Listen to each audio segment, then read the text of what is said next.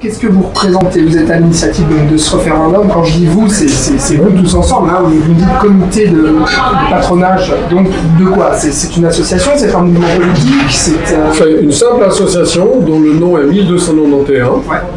Qui est la date de la fondation du serment fédéral suisse. Absolument. Et on revient aux racines qui ont fait le succès de la Suisse. Nos ancêtres ont fondé la Suisse pour l'éternité et on a renouvelé ce serment. Et on espère que d'autres Suisses vont faire comme nous. Vous êtes combien? Comment c'est parti ce Alors il y a eu une séance à Lausanne, où il y avait plus de 70 personnes dans une salle à Lausanne, ça a démarré comme ça, une association selon le droit suisse, article 60 et suivant.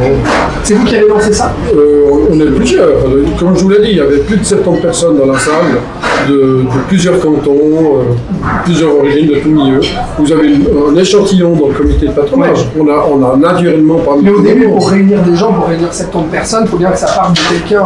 Alors ce qui s'est passé, c'est qu'on a renouvelé le serment au Brutli à la Pentecôte 2020. Ouais. On s'est retrouvé des représentants de tous les cantons suisses, ouais. En plein confinement, de manière secrète, sur la prairie du Brutli, le dimanche de la Pentecôte 2020. Ouais. Et là, il y a un esprit qui est né et qui se répand maintenant dans toute la Suisse. C'est les amis du serment de 1291. D'accord. Il y a qui derrière ce mouvement? C'est-à-dire comment il existe, comment il est financé, combien vous êtes? Alors, on est des centaines. Il est né, comme je vous l'ai dit, à la Pentecôte 2020. Il est financé par des dons. À chaque séance, on a un tambour. Et puis, ce tambour, tous les gens savent que l'entrée est gratuite, la sortie aussi. Mais librement, si vous le voulez bien, vous pouvez déposer quelque chose dans le tambour, mais on préfère que le tambour ne fasse pas de bruit. Ce qui fait qu'il y a des billets qui tombent dans le tambour, et puis ça nous finance. Il ne faut pas oublier que le gros du financement, il est quand même le temps qui est engagé par les personnes, parce que c'est gratuit d'aller se déplacer dans la rue et puis de demander des signatures ou d'aller se mettre à disposition, mais c'est du temps que les personnes elles engagent pour la démocratie. Et donc ça fait partie aussi des dons qui sont donnés. Les dons, ils sont uniquement individuels et privés? Oui. Par contre, uniquement des gens comme moi, j'insiste. Absolument, oui. Par contre, en face, maintenant, ils nous mettent des bâtons dans les rues. Il y a des communes qui vous demandent 30 francs par feuille et 8 francs par ligne pour authentifier les signatures. La démocratie suisse était gratuite. On en fait une affaire privée, lucrative, de corruption, notamment dans le canton de Genève, à Meignier, le Lignon, etc. Donc, et même à Genève, c'est une genevoiserie de plus. Ils centralisent tout. Et ils disent aux citoyens, non, vous n'êtes pas le souverain, vous n'avez pas le droit d'authentifier les signatures, il faut que vous passiez par un office central unique qui est à quelque part à Genève, et les communes ont perdu le pouvoir d'authentifier les signatures. Ce qui est un non-sens démocratique, c'est grotesque. Donc vous m'avez dit centaines de personnes qui se sont réunies autour de cette envie, cette idée, en tout cas, de faire passer, de proposer au peuple un référendum sur cette application Suisse Covid. Qu'est-ce qui vous motive? Quel est votre but? Écoutez, premièrement, nous sommes face à un coup d'État de certaines forces qui détruisent la démocratie suisse. Et nous, on résiste à ce coup d'État. Alors, ce qui nous motive, c'est la démocratie, la liberté, les libertés au pluriel, parce que dans ce confinement, on nous a appliqué toutes les libertés. On n'avait même plus le droit de récolter des signatures pour une initiative. Une autre initiative qui est en cours, c'est Microtax. On n'avait pas le droit de récolter des signatures. On n'avait pas le droit de se réunir. On n'avait pas le droit de sortir sauf sous certaines conditions, etc., etc. On nous a violé quasiment tous les droits qu'il y a dans notre constitution fédérale. C'est déjà pas mal d'être motivé à défendre nos libertés démocratiques chèrement acquises par nos... nous sommes héritiers de nos ancêtres qui nous ont donné un pays libre, on aimerait le garder. Et en plus, on doit obéir à l'OMS, qui est une organisation dirigée par Tedros, éthiopien, de manière très louche, il a fait des trucs très nuls dans sa vie, et il donne des ordres à nos hommes politiques qui obéissent comme si c'était lui le grand chef. On n'est pas d'accord d'obéir à l'OMS. En fait, le nom de l'OMS, déjà, n'a rien à faire dans un texte de loi suisse, puisqu'on a un homologue de l'OMS qui s'appelle l'OFSP. L'OFSP est assez grand garçon pour pouvoir prendre ses décisions. Et donc, nous, quand il y a marqué dans les textes OMS, ce serait peut-être assez intéressant plutôt qu'à la place, après, ils se réfèrent à l'OMS s'ils ont besoin ou pas. Mais c'est le peuple suisse qui garde la souveraineté aussi à ce niveau-là. Et puis je crois que la caricature vous montre assez bien l'esprit. C'est-à-dire, nous, les Suisses, on tient à notre sphère privée. On tient à notre vie indépendante de souverain. C'est nous le souverain. Alors maintenant, on nous met un crypto-hagué dans la poche chez tous les Suisses. Un crypto-hagué, c'est la porte ouverte à tous nos secrets médicaux, personnels, d'agenda, etc. Parce qu'on sait très bien que ce qui est promis dans la loi, c'est pas vrai. Parce que dessous, il y a Google, il y a Android, il y a Apple, il y a différents constructeurs, et il n'est pas vrai que l'ensemble est ouvert. C'est pas vrai, c'est opaque. Ouais. Donc, on a un espion, tout le monde devrait avoir un espion, soi-disant pour des raisons sanitaires. Ça ne tient pas la route. Est-ce que cet espion, on ne l'a pas déjà avec le fait d'avoir un téléphone? Oui, en grande partie, mais ça empire les choses. En fait, là, ils ont rajouté un module pour pouvoir intégrer l'application Suisse Covid. Donc, ce module, il est rajouté sur tous les téléphones dans le monde pour que l'application Covid elle puisse fonctionner, puisque c'est finalement des nouveaux protocoles qui vont être mis en place sur les téléphones.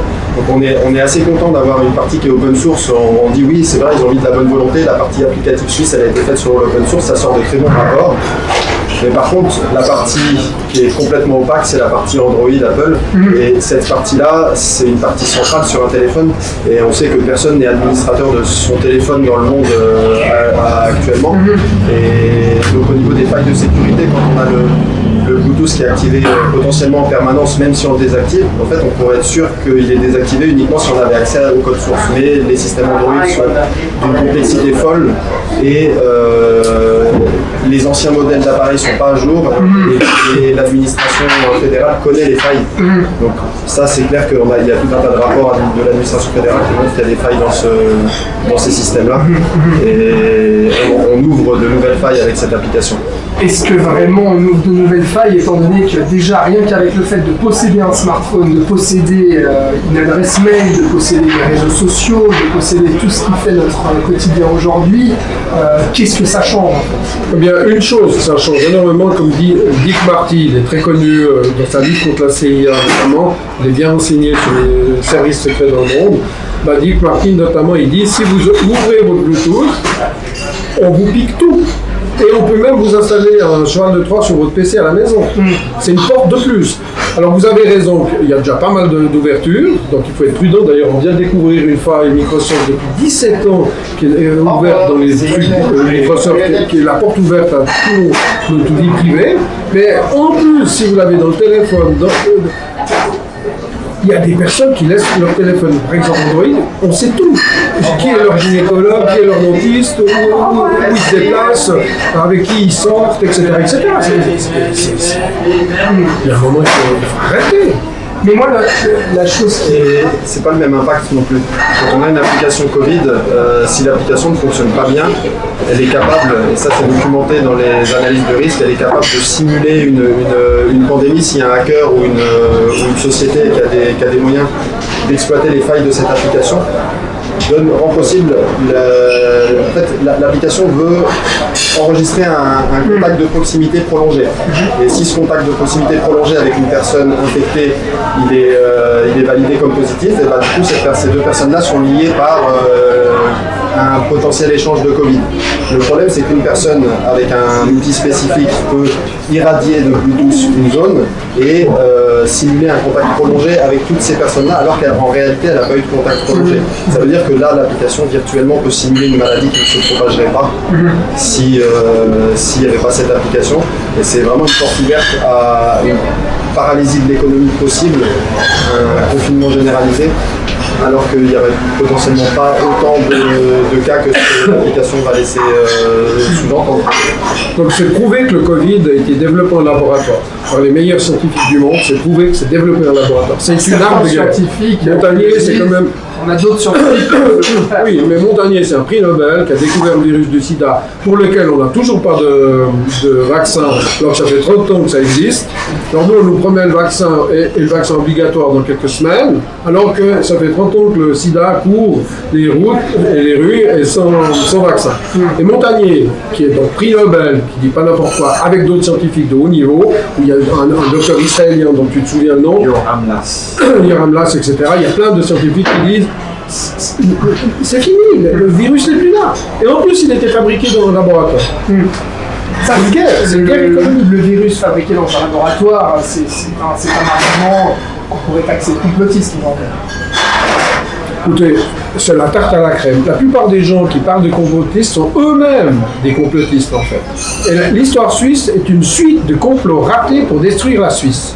Eh bien, je revendique fièrement le fait que nous battons contre un complot, non seulement pour détruire la Suisse, mais pour détruire la civilisation occidentale. C'est une opération d'état-major, comme les meilleurs experts le disent, c'est une guerre économique, une guerre au sens premier du terme. Alors, qui sont les gens derrière la guerre? C'est votre boulot de journaliste de le découvrir. Mais nous, on est certains que ce n'est pas anodin, cette campagne mondiale est organisée avec le plan 201, le Bill Gates, Soros, Junkerman, etc.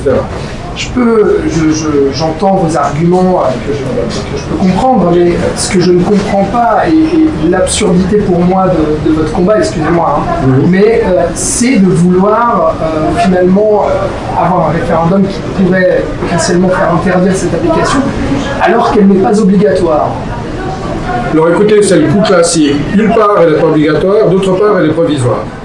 Alors on connaît trop. C'est juste. Alors ça, c'est du complot. Alors à l'état pur, on vous vend la vignette provisoire, elle devient permanente. On vous vend l'impôt de défense nationale dans la Première Guerre mondiale, c'est devenu un provisoire qui dure. On vous vend un truc qui n'est pas obligatoire, ça devient obligatoire. On n'est pas naïf. Hein. Donc c'est bien clair pour passer la pilule, ils ont dû mettre des trucs dans leur loi. D'ailleurs, cette loi n'est pas obligatoire. Non, mais les dommages collatéraux, ils vont pas impacter que les personnes qui ont l'application sur eux. Vous allez dans un événement public, vous avez une quinzaine, une vingtaine de personnes sur une centaine, admettons, qui ont l'application Covid. Oui. Si cet événement il a été organisé, dans certains cas, on va demander à toutes les personnes qui sont rentrées de mettre le nom et le prénom et le numéro de téléphone. Si une personne est détectée Covid positive et que l'application génère du coup des identifiants que les gens vont saisir, mais qu'est-ce qui va se passer? On va rappeler aussi toutes les personnes qui étaient présentes et puis potentiellement on pourrait aussi leur demander d'être ou alors d'aller se faire tester ou d'être confiné ou autre. Donc en fait, c'est vrai, c'est intéressant, mais les dommages collatéraux vont bien au-delà du simple effet sur la personne qui a choisi volontairement de prendre l'application. Quand on disait tout à l'heure qu'il y avait un nouveau module qui était ajouté au téléphone, c'est pareil, il a été ajouté dans le système d'exploitation. C'est pas un add-on qu'on va charger sur le Play Store où on dit moi je veux rajouter cette fonctionnalité-là à mon téléphone et donc installer l'application de la Confédération. Non, on ajoute ce système-là dans tous les téléphones partout dans le monde. Pourquoi ce choix-là a été fait et pas le choix de laisser la liberté à quelqu'un de choisir moi j'ai un téléphone Android et je veux rajouter cette fonction-là? Et parce qu'on nous dit que c'est une application open source, mais la seule partie qui est open source, c'est la partie du code applicatif de la Confédération. Mais le code Google de ce petit module applicatif, il est complètement opaque et pourtant on est contraint et forcé de passer par ce module-là pour pouvoir faire fonctionner ça. Donc en fait, c'est là qu'il n'y a pas une personne qui choisit de ne pas prendre l'application, elle est quand même impactée. Non, regardez. Mais comme je suis impacté, comme je serais impacté ici en venant dans ce restaurant et en donnant mes coordonnées, comme vous avez dû le faire, j'imagine. Oui, mais attention, c'est le big data que vous avez en face. Pour rentrer dans certaines boîtes ou certaines entreprises, vous devez charger l'application sur Covid. Et ça devient du big data parce qu'on sait que ça part à l'étranger chez les GAFAM et on sait que ça part dans les services de renseignement étrangers. Donc c'est hyper facile de collecter les données, ce qui n'est pas le cas si vous remplissez sur un bout de papier. Deuxièmement, il y a des employeurs qui obligent leurs employés, malgré que la loi l'interdit, les employés obligent de charger le SwissCovid. Et troisièmement, comme l'a dit mon ami Ilan, le simple fait que vous faites un update automatique obligatoire sur vos téléphones modernes, vous avez en fait la porte ouverte de manière mondiale à tout le big data des GAFAM et des services de renseignement étrangers. Et ça, le serment fédéral là, de 1291... Ce qui est déjà le cas quand on possède un iPhone par exemple, ou n'importe quel smartphone. Pas dans la même mesure parce qu'il n'y a pas de décisions politiques qui vont être prises par rapport au résultat qui sort d'une application sur Pokémon Go sur mon téléphone. Il n'y a pas de politique qui va prendre de décision en fonction de mon utilisation de Pokémon Go. Par contre, si j'ai l'application Covid et qu'il y a des directives et des ordonnances qui encadrent ça, là, en fait, on rentre dans une application qui devient politique et qui a des effets sur les libertés des gens. Pokémon Go, c'est les gens choisissent de l'installer ou de ne pas l'installer, et c'est vraiment... Après, c'est clair que dans le big data, il y a des informations qui partent, et on aimerait bien que ce soit pas le cas, mais on n'est pas non plus démesuré. Là, on se concentre sur un sujet qui est le sujet de l'application Covid, et dans une certaine mesure, les autres, oui, il y a des informations qui passent, oui, il y a des choses similaires, mais on n'est pas du tout dans le même cas, en fait. Alors, parlons un peu de la sécurité. L'application Covid dans le monde entier sur téléphone est développée par une société qui s'appelle Carbine 911. 911. C'est le numéro de téléphone qu'on doit faire aux États-Unis pour appeler les secours. Carbine 911 est dirigée par une femme qui s'appelle Nicole Junkermann. C'est elle qui est derrière le réseau pédocriminel de Jeffrey Epstein et de Ghislaine Maxwell. C'est elle qui pilotait Epstein. C'est elle qui gère tous les droits, avec une société suisse Infront Media, tous les droits de la FIFA, qui est derrière la corruption de la FIFA, de Sepp Blatter, de Infantino et de Michel Laubert, le procureur général de la Confédération. C'est elle qui, en plus, a une agente du Mossad, du service de renseignement israélien, et qui a des investissements avec tous les satellites qu'on nous parachute pour gérer la 5G au niveau des dizaines de milliers de satellites. Le nombre est tellement grand que je n'ose pas le prononcer. C'est un peu bizarre. Alors là, il y a un boulot de journaliste à faire, d'investigateur. Nicole Junkermann. Regardez qui est Nicole Junkermann. Tout d'un coup, elle est parachutée, elle est milliardaire. Et qu'est-ce que ça a à voir avec SwissCovid? Justement, c'est elle qui est derrière SwissCovid. Si vous voulez, vous avez la table, c'est Nicole Junkermann. D'accord? Dans le monde entier, c'est elle qui gère tout ce qui est application dans les téléphones Covid. On pose SwissCovid sur cette table. Puis on dit tout ça est transparent. Mais on ne vous dit pas qui est dessous. En fait, en Suisse, on voudrait se satisfaire du simple fait de ne pas avoir utilisé le même modèle qu'à l'international. Beaucoup de ces applications Covid sont centralisées à l'international. Et nous, on voudrait simplement se satisfaire de dire, ne vous inquiétez pas, en Suisse, on a fait une application qui est décentralisée. Mais c'est pas parce qu'elle est décentralisée qu'en fait, il n'y a pas de faille, puisqu'elle est décentralisée sur des systèmes qui sont eux-mêmes faillibles, soit du fait du matériel, soit du fait du système d'exploitation. On parle du téléphone que j'ai aussi dans ma poche. Donc le terminal a un point de faille parce que c'est du matériel, mais en fait, tous les serveurs, même s'ils sont décentralisés, ce sont des points de faiblesse, et donc centralisé ou pas centralisé, peu importe, mais on passe par ce module. Pourquoi une levée de bouclier aujourd'hui? Est-ce que c'est pas un peu tard, puisque l'application elle est déjà en route? Pourquoi ne pas avoir fait du bruit justement au moment où l'application a été lancée? Pourquoi faire une levée de bouclier? Non. Alors écoutez, l'application, ils ont allé très vite. Ils n'ont pas respecté du tout les délais de consultation, procédure de consultation, délais habituels de la démocratie suisse. Ils nous ont imposé ça en quelques jours. Donc déjà là, c'est eux qui ont fait le coup d'État. Nous, on fait que résister. Maintenant, il y a état d'urgence sanitaire. Soi-disant. Mais est-ce qu'il y a vraiment état d'urgence sanitaire? Les meilleurs experts vous disent que c'est Taïwan qui ne suit pas l'exemple de l'OMS. Ils n'ont rien suivi des ordres de l'OMS, Taïwan. Ils ont moins de 10 morts. Sans confinement. Du tout. La Corée, très peu de morts. Le Japon, très peu de morts. Donc, est-ce que vraiment on aurait dû prononcer l'état d'urgence et tuer toute l'économie suisse, toutes les PME suisses, mettre au chômage les gens, pousser au suicide, au divorce? Il y a des drames humains, économiques, sociaux, politiques, psychiques, psychiatriques, etc. Est-ce qu'on doit prendre un risque comme si c'était une guerre pour une grosse grippe? Et on a moins de morts cette année qu'il y avait les années précédentes. Il n'y a plus de pneumonie, il n'y a plus de gens qui meurent de la grippe normale, tout le monde meurt du Covid. Il faut arrêter de se Pour vous, c'est une grosse grippe. C'est une grosse grippe, ça. Mais c'est prouvé, il n'y a pas de mort. Les hôpitaux sont vides. Ils soignent avec du dafalgan. En fait, il faut non, mais attendez, il faut savoir. Ils refusaient la chloroquine. Alors ça, c'est un scandale colossal. Ils retiraient la chloroquine qui soigne, et c'est prouvé par le docteur Raoult. Il y avait des fausses études de 4 scientifiques de Lancet, c'est prouvé que c'est toute la manigance. On a eu plein d'autres. Il faut savoir comment on compte. Parce que c'est marqué dans les statistiques de l'Office fédéral, donc qui doivent compter, par exemple, pour la grippe. Ils mettent un petit encart où ils disent le chiffre de la grippe ne révèle pas la quantité de personnes qui qui serait mort de la grippe potentiellement. Pourquoi? Parce qu'au fait, si la personne a une maladie chronique sous-jacente avant de contracter la grippe et qu'elle meurt des suites de la grippe, on va compter la maladie qu'elle avait déjà comme étant la cause de la mortalité. On ne compte pas la grippe. Pourquoi pour le Covid on fait l'OMS et on fait ça sur demande de l'OMS? Pourquoi pour le Covid on fait l'inverse? On va dire la personne elle a une maladie sous-jacente, peu importe elle est morte du Covid. Donc en fait au niveau de la comptabilité c'est aussi ça. C'est pour ça en fait la grosse grippe ou pas, on va pas nier qu'il y a des gens qui meurent. En fait les gens meurent aussi tous les ans d'une maladie ou d'une autre.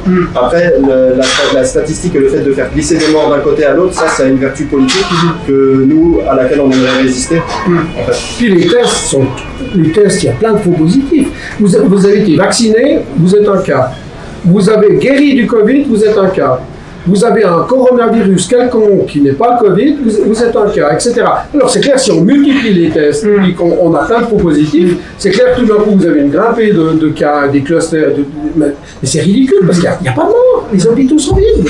Et on devrait encore prendre des décisions d'urgence par rapport à ces informations, c'est les données d'entrée d'un programme. Et dans un programme on a des données d'entrée, des données de sortie, les données de sortie sont dépendantes des données d'entrée. Ça veut dire quoi? Ça veut dire que si vous avez les mauvaises données en entrée, vous aurez une mauvaise résultat de sortie, donc vous aurez une mauvaise décision politique, avec des gens de bonne foi. Des gens de bonne foi peuvent prendre des mauvaises décisions parce qu'ils ont les mauvaises données en entrée. Et donc on n'est pas en train de... Voilà, quand on parle de complot, c'est quand même aussi qu'il y a plein de gens de bonne foi qui sont orientés dans la mauvaise direction parce qu'ils ont les mauvaises données d'entrée.